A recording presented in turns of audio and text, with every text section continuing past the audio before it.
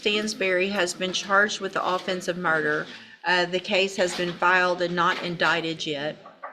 Mr. Burbank was appointed to represent Mr. Stansberry. Ms. Holmes has joined in just with regard to filing an application for writ of habeas corpus seeking a bail reduction. And so we set it for this hearing. Mr. Stansberry's bond is currently set at $1.5 million. And Ms. Holmes, you may proceed. Thank you, Your Honor. Your Honor, I guess in regards to the case, we have limited information. All we have at this point is a PC affidavit, which is kind of generalized. I have met with Mr. Stansberry in regards to the allegation, and we do believe once we provide a packet, possibly once this case reaches the district attorney's office for the grand jury to review, then there may or may not be an indictment. We don't know at this point. Mr. Stansberry has been in custody since November 7th. I did meet with the intake division on yesterday. They do not have the case received at the district attorney's office at this point. It is still with the police department. And so we do not have a timeline on when this case may possibly come to the district attorney's office. Your Honor, Mr. Stansberry, with the current bond amount, we do believe that it is excessive in looking at the other individuals who are currently incarcerated. Mr. Stansberry has the highest bond at the jail, him and one other inmate.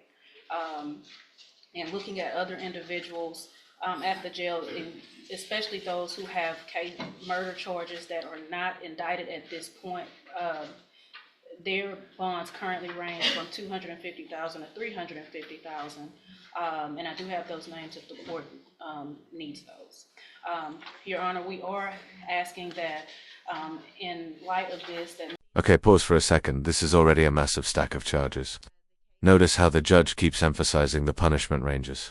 That's not for drama, it's legally required to ensure the defendant fully understands the stakes before rejecting any deals. If you were facing this lineup, what would you do? Take the offer or roll the dice with a jury? Mr. Stansberry bond be reduced to a reasonable amount. He does have family here who will make sure that they secure his presence. Just briefly, although we don't have all the information, I can say from what I do know that in regards to this particular case, Mr. Stansberry did not flee. He's actually the one who called 911 after this had occurred. He was cooperative with law enforcement in providing his statement of events and everything that happened. So I do believe that that is a mitigating factor for the court to put into consideration, that we do not believe that he will be a flight risk if the court reduces his bond to a reasonable amount to allow him to bond out. Since this has occurred, Mr. Stansberry...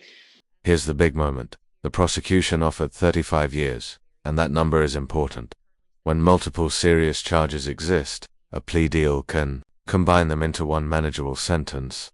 But rejecting it, that opens the door to something much scarier: stacked sentences. Imagine getting 35 years multiplied. Has lived in the area since 2020. In which he was relocated from a hurricane, in which he moved with, at the time, with his children, who do reside here in Beaumont with their mother, in which they share joint custody. Since this has occurred, Mr. Stansberry has lost that apartment, where this occurred at his apartment. If he is allowed to bond out, he does plan, or is in hopes of planning, to live with his current girlfriend, who's here as well, with his parents.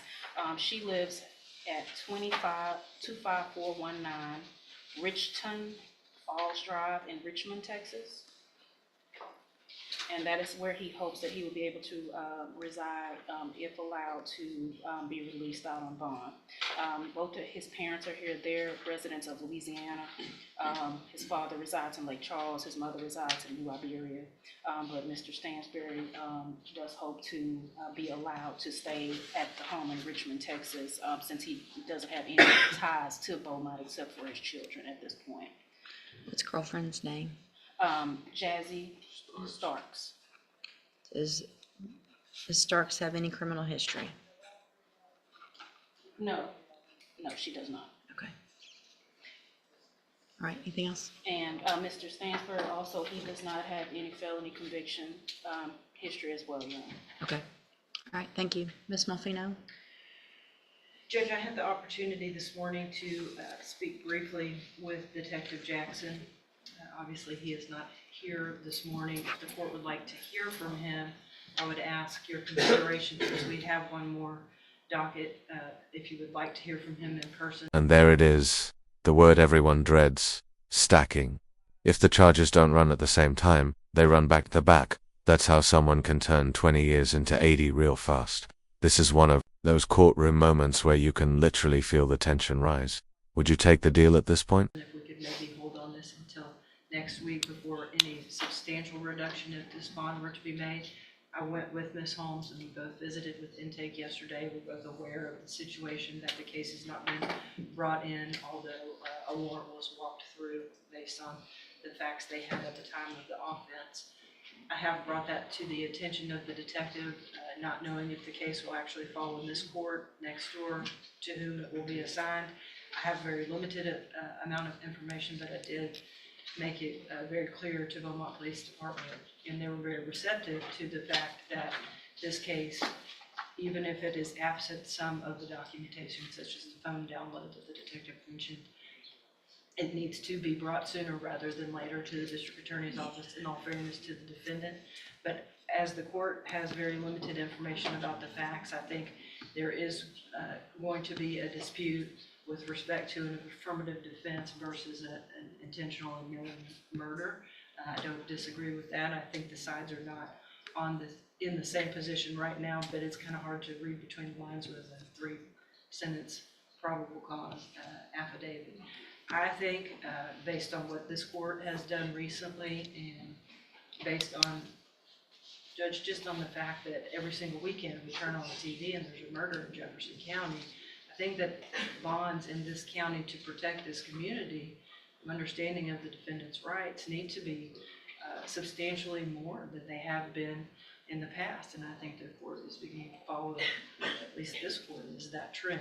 I'm not saying that an amount of relief is necessarily opposed by the state, but I don't believe, just based on what I know, Judge, and based on everything we're dealing with in this community, that something as low as $200,000 would be sufficient at this point. My biggest concern at this point is the fact that this is from November 7th and you guys don't have it yet. And I think obviously the nature of the offense is we're tired of hearing about these offenses. It's the worst offense we can have. However, I mean, everybody has the right of being presumed innocent, you know, and we've got somebody sitting here for 30 days without a case even in your office, much less indicted yet. And I think that's a big problem that needs to be addressed. And it doesn't leave me a lot of, I think legally, probably required to do relief, because obviously the state couldn't be ready because you don't even have the case yet. And so that puts you guys in a bad position as well. Ms. Malfino, I think the facts are somewhat important, and I wouldn't mind hearing from Officer Jackson, however, or Detective Jackson. I just don't think that at this point, based on the time frame, that I can not give relief. Obviously, I think that the lack of criminal history is important. So that goes into this, because if we've got any type of criminal history, we'd be looking at something a whole lot different. I don't disagree with Ms. Malfino about what's going on in Jefferson County, but I also have to individualize each case. So that being said, I'm going to grant the relief. I am going to reduce the bond in this case to, I'm going to reduce the bond in this case to $500,000. Condition of that bond, if made, or conditions of that bond, if made, are that Mr. Stansberry will be ordered to live in Richmond, Texas, at 25419 Richton Falls Drive with Ms. Starks.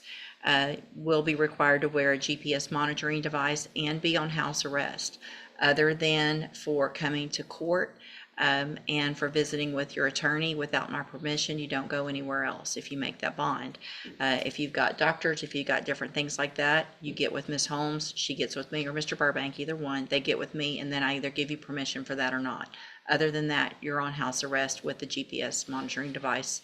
We'll know immediately if you leave the house without permission. The bond will likely be what it is now, if not more, if that happens. Are there any specific, I guess I don't really need to worry too much with a no contact, or because I'm going to have him on house arrest if he makes the bond. But obviously you're not allowed to be anywhere near that old address or anywhere near anyone who was involved that night. You're not to have any communication with anyone involved. So that all doesn't just mean contact in person. It means you can't talk to them, send message to them, anything at all. Do you understand? All right. Judge, I'm sorry, go ahead. I just want, will his children be allowed to, I guess, come visit him? His children do reside with their mom here. Well, they Yeah. were joint custody, but That's fine. they can visit him. Yeah, I mean, there's no allegation that there was any issue with regard to the children, or that being, that I can tell from the little bit of information I have. So whatever that, if they have custody, I don't have any problem with that. What were you? Judge, I just wanted to ask the court to consider, for what it's worth, the order that he not possess a firearm or be in a home with any firearm. And also, Yes. I don't know how to request that you order this, but I would prefer, and I think it would be beneficial to the court and to the fact that this is a Jefferson County jurisdictional issue, if he obtains that GPS before he leaves here, so that They'll put it on before Somebody he won't be we able to leave jail without it. somebody we work with, such as Johnny's, would be able to keep the No. court informed of his whereabouts. It has to be, when we order a GPS, it's part of them getting out of jail. They don't get out of jail until they come put it on their leg there, I'm pretty sure. And so, isn't that how it works on GPS? I know not on drug patches, but GPS, they go put them on. Before they get out. Yeah, okay. So that gets taken care of through the bondsman, and they get somebody to get that done upon leaving or checking out or whatever happens there. Okay, so you are ordered not to be in possession of any firearm. If there are firearms in the home of Ms. Starks, they all need to be removed. So if you're going to live there, then you're technically in possession of that place. You can't have any firearms there. Make sense? Okay. We will, if there's any issue and the case is not received and indicted soon, obviously this is something that would have to be revisited as well. Yes, ma'am. Okay, thank you. You can go back with the bailiff.